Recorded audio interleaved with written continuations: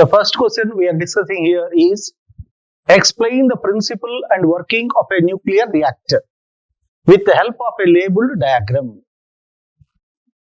మనం చక్కటి పటము ద్వారా సెకండ్ ఇయర్ లోని న్యూక్లియర్ ఫిజిక్స్ లో long answer question నేర్చుకోబోతున్నాము.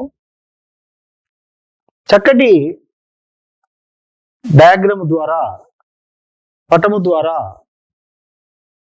Nuclear reactor యొక్క పనిచేసే విధానాన్ని సూత్రాన్ని వివరించండి.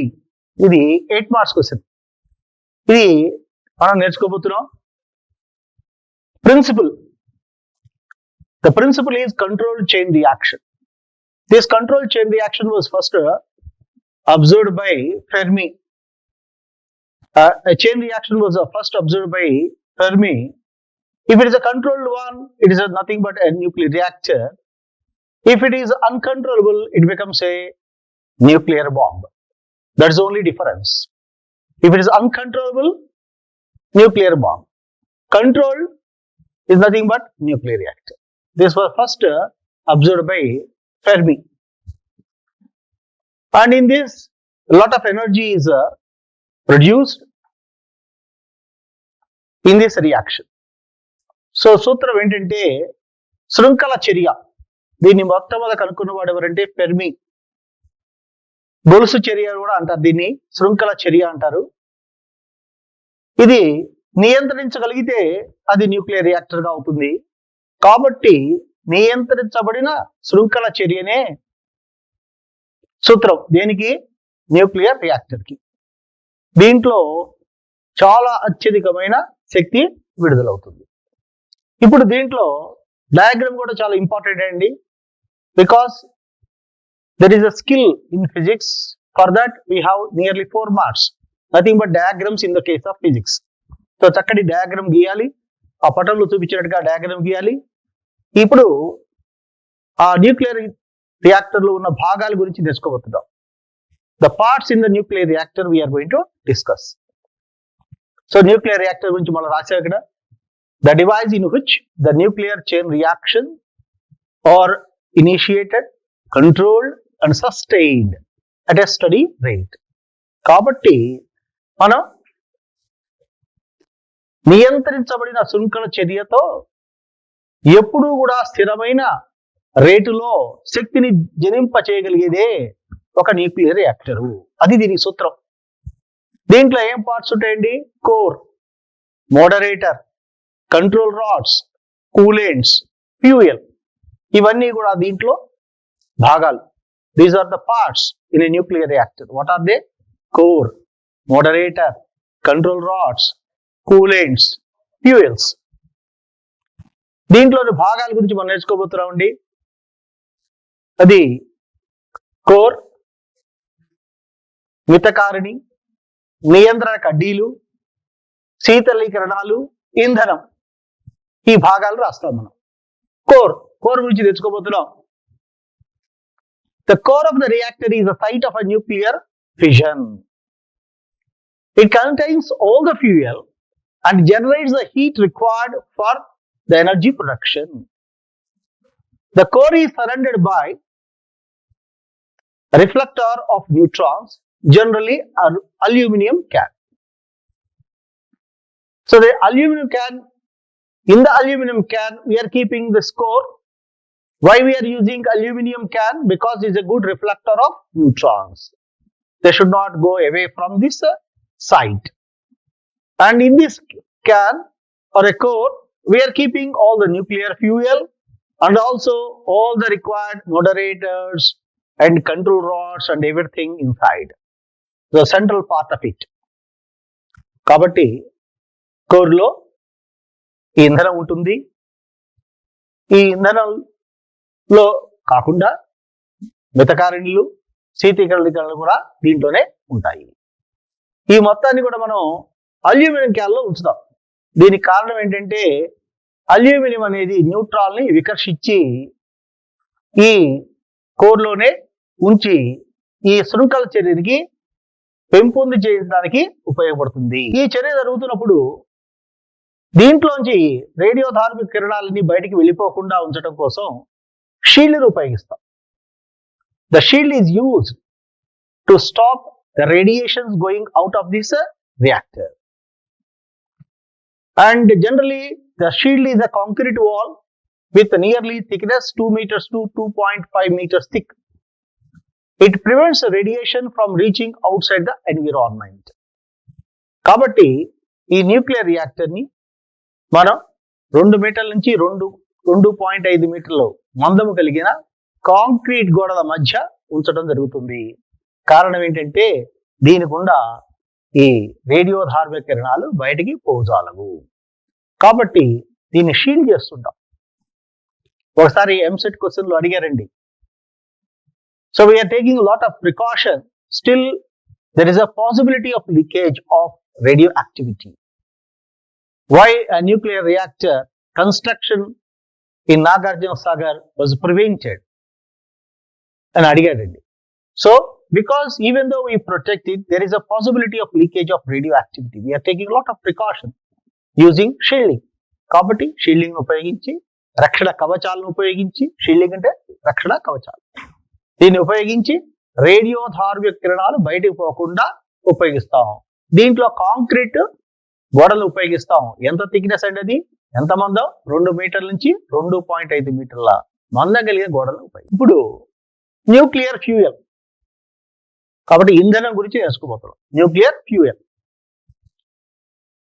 So the nuclear fuel is a fissionable material used in a nuclear reactor. Generally we are using uranium-233 or uranium-235 or plutonium-239. It is a form of a cylindrical rods we arrange in a regular pattern in the active reactor core. ఈ nuclear reactor లో ఈ యొక్క rods ని ఉపయోగిస్తాం. ఎటువంటివి? uranium-233, uranium-235 and plutonium-239.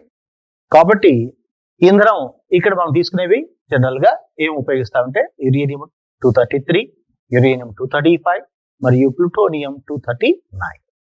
కాబట్టి వీటిని ఇంధనం అంటారు. నెక్స్ట్ మోడరేటర్స్ గురించి తెలుసుకుందాం. అంటే మితకారులు.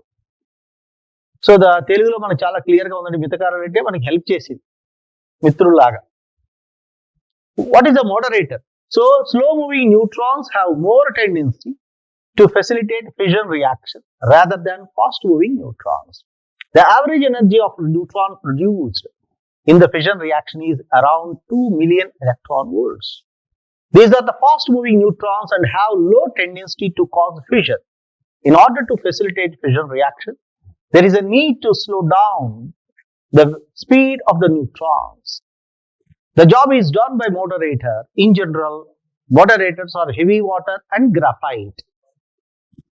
So, a moderators will slow down the velocity or speed of the neutrons and hence increase the rate of reaction. Generally, we use heavy water and graphite. మితకారులు ఈ యొక్క న్యూట్రాన్లు, ఈ శృంఖల చర్యలో వెలువడే న్యూట్రాన్లు వేగం చాలా ఎక్కువగా ఉంటుంది, శక్తి ఎక్కువగా ఉంటుంది. అవి ఎంత ఉంటుందంటే 2 మిలియన్ ఎలక్ట్రాన్ వోల్ట్స్ ఉంటుంది. వీటి యొక్క వేగాన్ని తగ్గించి కానీ అవి శృంఖల చర్యలోకి ఉపయోగపడవు. కాబట్టి దీనికోసం మోడరేటర్స్ ని ఉపయోగిస్తాము. మనం జనరల్ గా వీటిలో ఉపయోగించేవి హెవీ వాటర్, భారజలం మరియు గ్రాఫైట్ ని ఈ మితకారులుగా ఉపయోగిస్తాం. నెక్స్ట్ దీంట్లో ఉన్న అడ్వాంటేజ్ అంటే న్యూక్లియర్ రియాక్టర్ కి atomic bomb or nuclear bomb కి ఉన్న డిఫరెన్స్ ఏంటంటే control rods. If the control rods are there, it can be controlled. The chain reaction can be controlled. If they are not there, the reaction cannot be controlled. That is the only advantage. If the control rods are absent, it becomes a nuclear bomb. So control rods, nuclear reaction, if not controlled, can cause a massive explosion, which we call as a control rods. Nuclear reaction, if not controlled, can cause massive explosion. Nothing but nuclear bomb. Multiplication factor K helps us to determine if the reaction is in control or not. కాబట్టి ఈ K విలువను బట్టి ఈ reaction కంట్రోల్లో ఉందా లేదా చెప్పగలుగుతాం. If the K value is equal to 1, then it's called sustained energy production or it is in the critical state.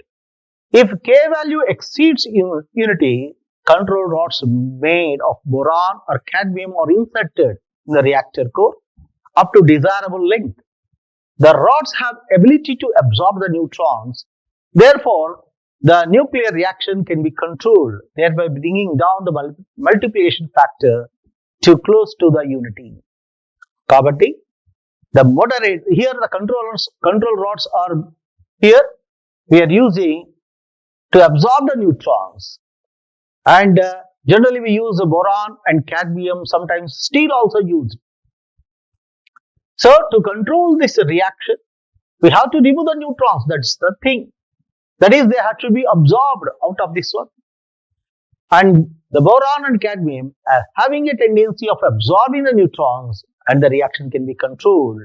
And this multiplication factor K is bring to the value of 1 so that it will be continued and sustained in a regular fashion.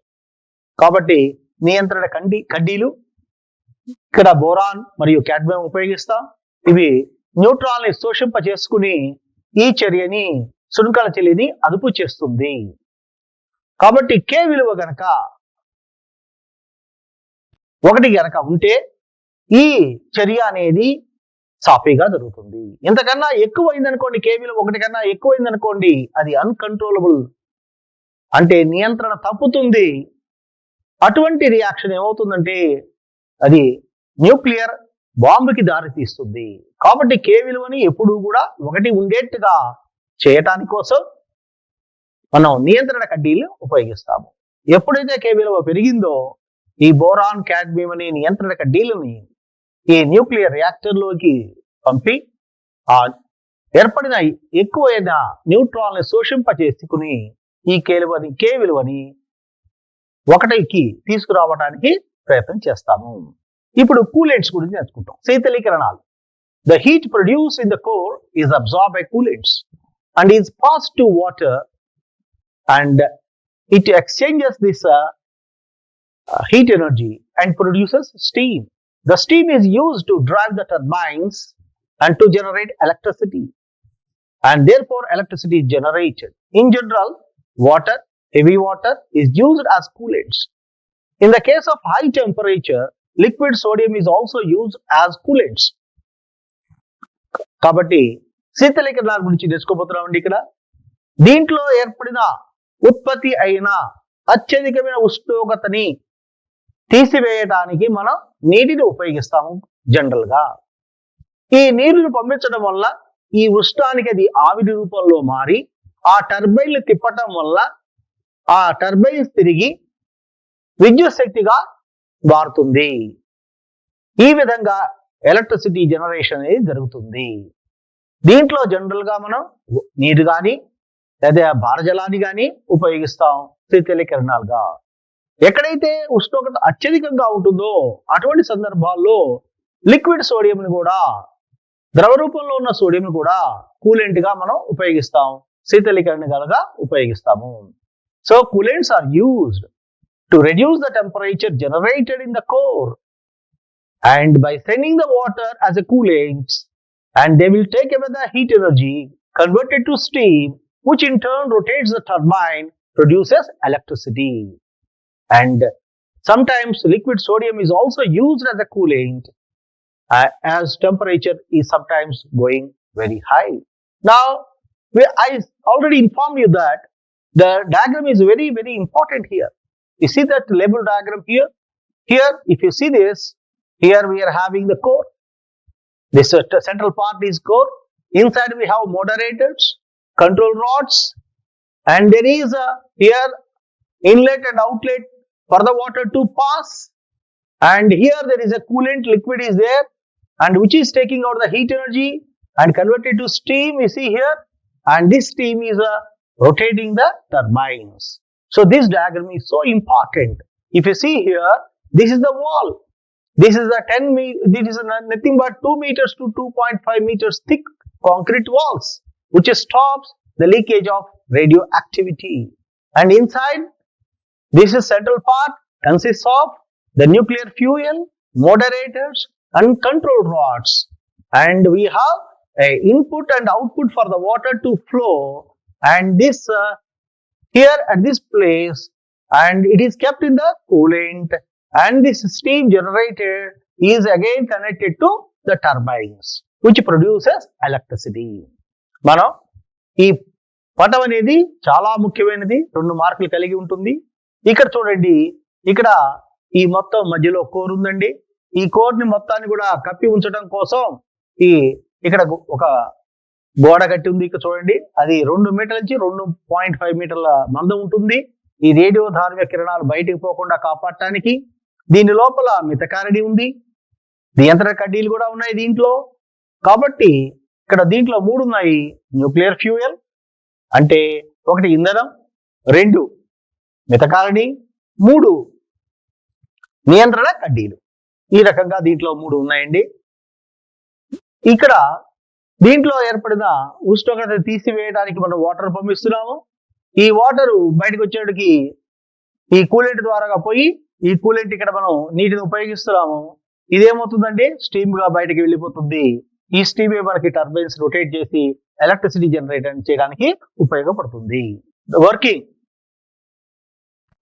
The core of the nuclear reactor consists of uranium-235 in the form of cylindrical rods. The rods are dipped inside a liquid which is called moderator here, working as a moderator, nothing but heavy water. Whenever a neutron strikes uranium atom, then the fission takes place and it will produce 3 fast-moving neutrons. And these are not useful for further fission reaction. Therefore, their speed is reduced by using moderators. So, the moderators will decrease the speed of the neutrons and the reaction will take place automatically. And this reaction will be sustained, continued like that. And such a reaction is called, what is called a chain reaction. And how to control? By using control rods. That is nothing but boron and steel rods are used. Boron, cadmium and steel rods. And they are used as a control rods and they will be absorbing the neutrons and the reaction can be controlled, which is absent in the case of atomic bomb or nuclear bomb. And this energy generated is nothing but taken out, high energy taken out by using what is called water. And when it is taking to that one by using coolants, this heat energy is removed by using coolants, and generally we use water and heavy water sometimes, or liquid sodium also, and this will be giving out a steam which in turn is producing electricity. This is nothing but the working of a nuclear reactor. కాబట్టి now ఇప్పుడు మనం ఏం నేర్చుకోబోతున్నామంటే nuclear reactor యొక్క పనిచేసే విధానాన్ని నేర్చుకోబోతున్నాము. ఇప్పుడు core లో మనకి ఏముంది? న్యూక్లియర్ ఇంధనం ఉంది. ఈ న్యూక్లియర్ కేంద్రక ఇంధనం ఉంది. అదేమిటది? uranium-235. ఎలా ఉంది? సిలిండ్రికల్ రాడ్స్ రూపంలో, స్తూపాకార రాడ్స్ రూపంలో, కాబట్టి కడ్డీల రూపంలో ఉంది. దీన్ని మనం మోడరేటర్స్ అంటే మితికారిడిలో ఉంచుతాం, అంటే ద్రవ రూపంలో ఉన్న మితకారిడిలో ఉపయోగిస్తాం. అదే ఇవి వాటర్, భారత్ జలం. ఇప్పుడు ఒక న్యూట్రాన్ గనక యురేనియంతో తాకినప్పుడు, స్లో మూవింగ్ న్యూట్రాన్ అంటే నెమ్మదిగా పోతున్న ఈ న్యూట్రాన్ యురేనియం అది తాకినప్పుడు మనకి విచ్ఛిన్న శక్తి అంటే న్యూక్లియర్ ఫిషన్ అనేది, అంటే విచ్ఛితి అనేది జరుగుతుంది. కేంద్రక విచ్ఛితి అనేది జరుగుతుంది. దీని ద్వారా 3 న్యూట్రాన్లు వెలువడతాయి. కానీ ఆ న్యూట్రాన్లు అతి వేగమైన శక్తిని కలిగి అతి వేగంగా చెలిస్తూ ఉంటాయి.